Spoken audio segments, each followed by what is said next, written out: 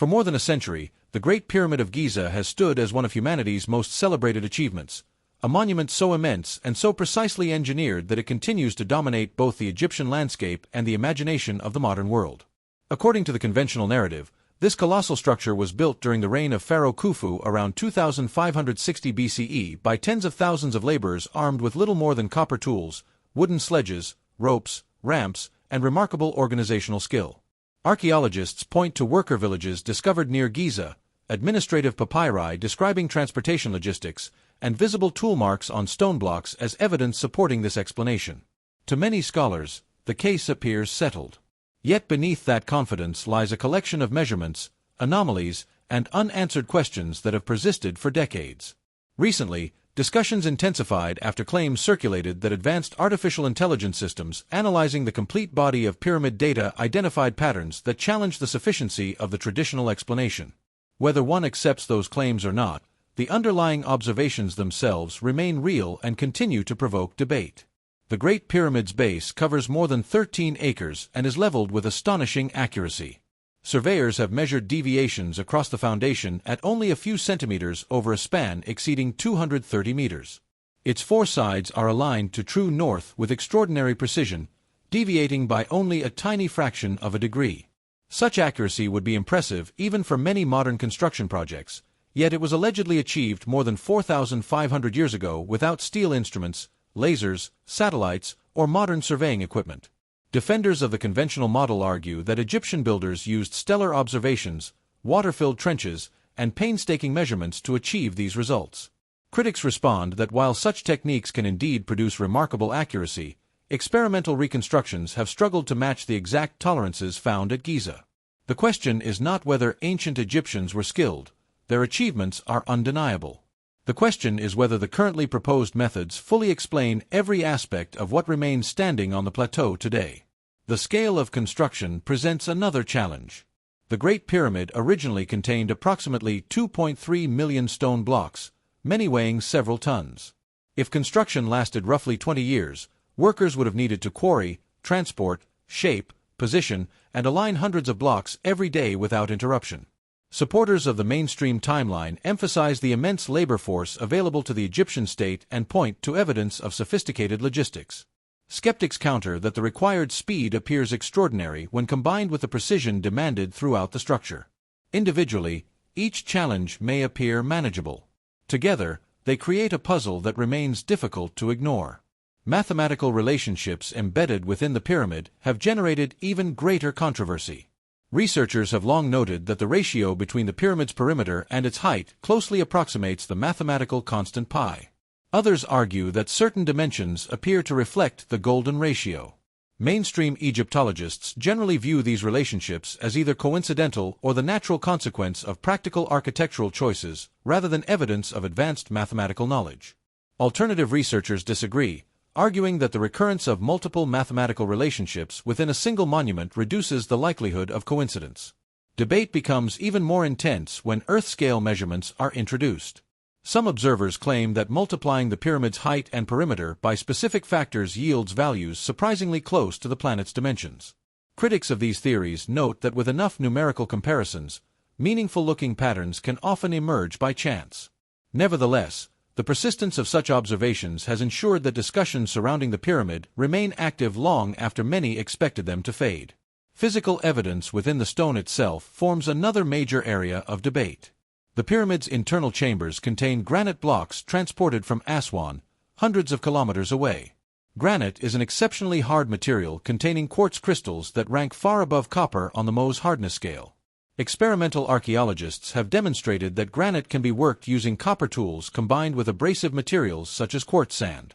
However, some researchers argue that certain drill holes, saw marks, and cut surfaces exhibit characteristics difficult to reproduce using these methods.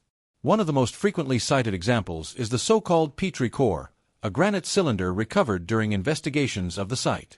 Measurements of spiral grooves on its surface led some engineers to conclude that the drilling process appeared surprisingly efficient.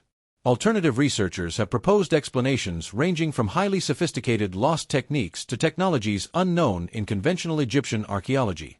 Mainstream scholars reject such conclusions, arguing that ancient craftsmen armed with abrasives and sufficient time could produce similar results. Yet the disagreement persists because neither side considers the matter fully resolved. Geological evidence surrounding the Sphinx has fueled an equally intense controversy. Geologist Robert Schoch famously argued that erosion patterns visible on portions of the Sphinx enclosure are more consistent with prolonged rainfall than with wind and sand alone. Since significant rainfall in that region largely ended thousands of years before the accepted age of the monument, Schoch suggested that parts of the site may be older than traditionally believed. Egyptologists strongly dispute this interpretation, maintaining that known geological processes can account for the observed weathering without requiring a radically older date. The debate has continued for decades because both sides present evidence that specialists consider worthy of examination.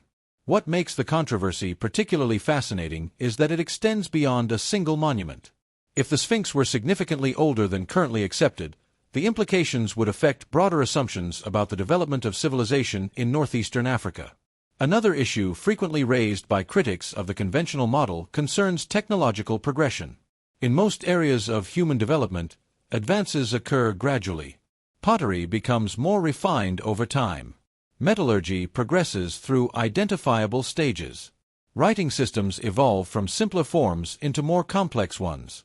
Some researchers argue that pyramid construction appears unusually abrupt by comparison. Within only a few generations, Egyptian builders moved from earlier experiments to structures displaying extraordinary precision and scale.